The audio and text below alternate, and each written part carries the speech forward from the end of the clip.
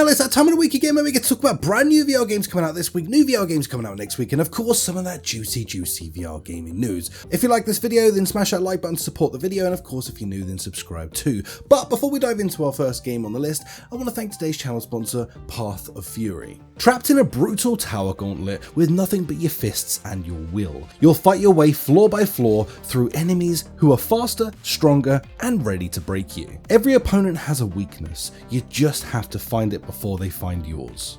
Precision, speed, timing, no fluff, just pure focused kung fu combat where every strike matters. Path of Fury isn't just a game, it's a test of your endurance. How far can you make it up to Soro's tower? And now is the perfect time to pick up this game as it has a 20% off sale from June 20th all the way through to June 30th. This is an easy recommend from me as I enjoy jumping in and kicking the snot out of people and, well, you know, getting the snot kicked out of me quite a bit. A massive thank you for Path of Fury for sponsoring today's video. Of course, there are links in the description and in the pinned comment so you can pick up this game for yourself. Now, let's dive into our very first game on the list, new VR games this week.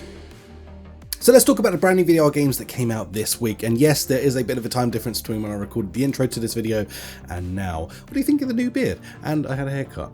Let me know in the comments down below. Good, keep the beard, or grow it back the way it was. Anyway, let's jump into Alliance Peace Fighter. This is a game that actually came out last week, but I forgot to talk about it, so we're going to add it onto the list this week. And this is kind of like an X-Wing pilot type feeling game where you're going to get in and you're going to fly through space doing your thing. Now this one was actually surprisingly good. I really enjoyed myself in it. It's quite a fun little detailed cockpit as well as some really good action within inside of the game. Just so you know though, this is PCVR only, but damn, it looks really nice. Hopefully this comes out on other platforms as well over time, so fingers crossed that you'll get to see this land on something like the Quest, because I feel like the Quest really needs a game like this. It would do really well for it. Next up we have Badminton Time VR. Now this game again actually surprised me. I actually jumped into this just to try it out, just to see whether it was going to be, you know, another mid game or whether it'd be okay. Turns out kind of fun. I mean, it is exactly what you'd expect it to be. It's kind of like a Wii Sports type-esque badminton style game where you're going to have some mini games in there, as well as of course actually competitively fighting against other people. I say fighting, I mean matching against other people. Badminton definitely isn't a fight. But you know, it's kind of fun. I enjoyed myself with it, and like I said, if you are into something like this, then this is going to pretty much tick all the boxes. It is exactly what it says on the tin. It's a badminton game with some fun game modes. VR gaming news.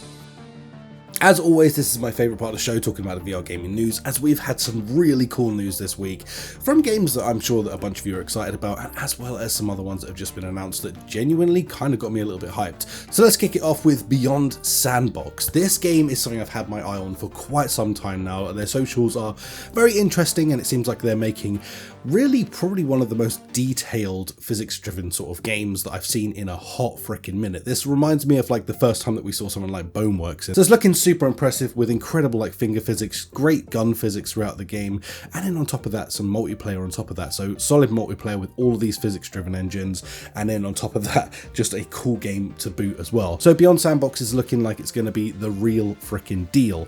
That is going to be coming out fall of this year, so we haven't exactly got too long to wait before we can get to experience this for ourselves. There's a zombie mode, there's guns mode, there's a bunch to this game. I definitely urge that you take time to actually look into it, but from everything I've seen so far, this is something to definitely put on your radar, be excited about if you're into sort of your more sort of sandbox games, as well as like a bit more of a comprehensive multiplayer game where you get to get in with your friends and do all of this crazy crap but together. Then this is definitely going to be one to watch out for. Next up we have Drakenridge. Now this is going to be like a Skyrim but for the Quest. I'm actually really excited for this game. It looks pretty damn interesting. A little bit basic in places, like the combat looks a little bit basic, but the fact that you're going to have dragons in there, you're going to have 5 different like realms to be going around in with inside of this, a ginormous map to be able to go around and explore, bunch of different towns, bunch of different cities, bunch of different people, and a bunch of different races of people to be sort of like battling with and, you know, getting into the game. You're going to be able to be a mage in this. I think you can also switch out your classes depending on the weaponry you want to pick up. Something very similar basically to Skyrim. Like I said, the only things I noticed severely from the trailer is the combat looks a little bit weak, but that's kind of okay with a game like this. When you have a ginormous scope of a game like this, where the actual focus isn't just on that one-on-one moment of combat, then you can kind of get away with it being a little bit cheaper, kind of how like other games have done it in the past. Next up, Thriller The Fight 2 just had a good update this week as well. So if you own this game, it's finally got a brand new casual fight mode, which I think is going to be quite cool, as well as a brand new venue that you can go and check out as well. So just adding to the game existingly, if you already own this, then you just of course get this for free. But just to note that if you are waiting for casual fights to be added, then you can do that now. Casual matches is now a thing, and on top of that you also have a new venue to explore as well. Nice to see that they're still keeping up with updating this game like they said they would. Next, I Am Cat has added a multiplayer to this now, so now you can be a kitty cat in a pack of cats. So yeah, I mean, what more can I say? I Am Cat now has a multiplayer. This is quite fun. I mean, if you're into this game anyway, then this is a no-brainer. It's a bit of a shame that they weren't super smart about this and made this a free-to-play version of it, where it was just like more sort of based on cosmetics and stuff. I think they would have actually done incredibly well if they'd done that. So as I say, I feel like it's a bit of a missed opportunity that they didn't do that, but hey, whatever. Who am I? Who am I to judge? They're probably killing it. Well, I know they have killed it with this game, but yeah, so if you want to get into this, it's like a pirate theme map where you get in, cause as much chaos as possible. You go in with 19 other players, so giving you a total of a 20-player server. And yeah, I mean, good for them. I think this is a pretty cool move for them. Like I said, I do think this would have done better though if they'd just gone free to play with this game mode, kept the original game as the original game, and this is the free to play.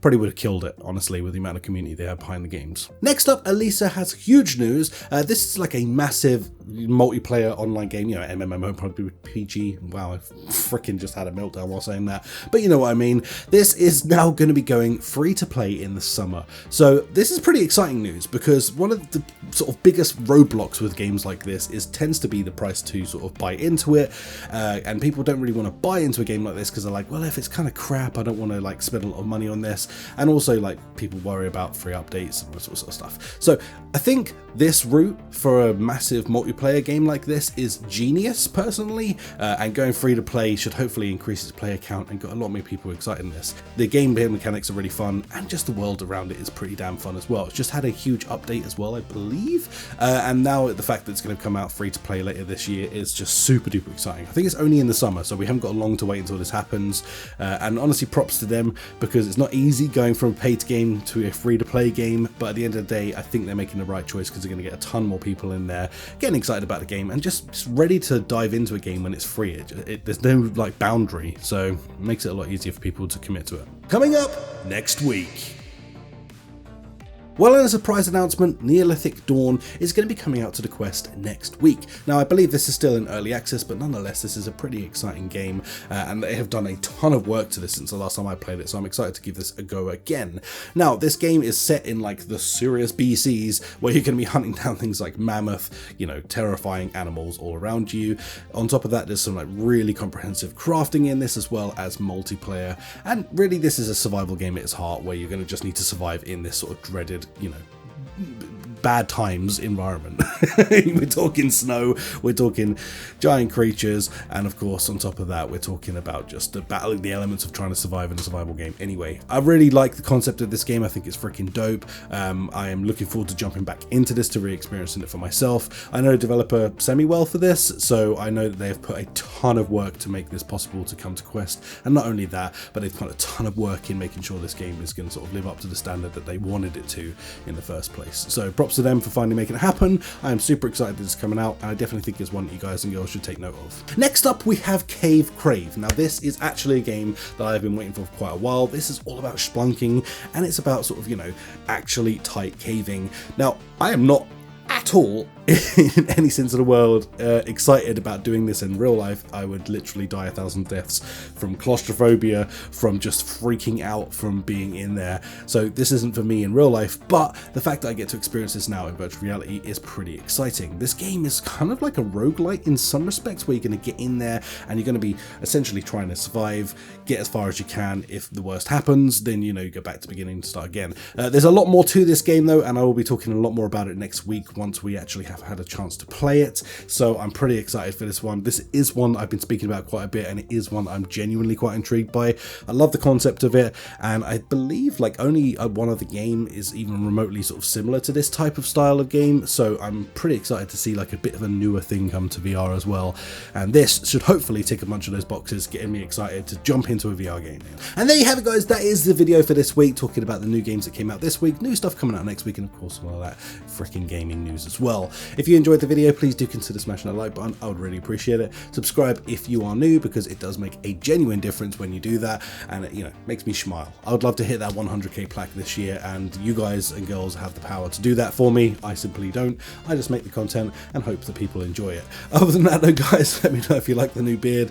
Tell me what you're playing in the comments down below over the weekend, and I'll catch you in the next video. Peace out. Bye.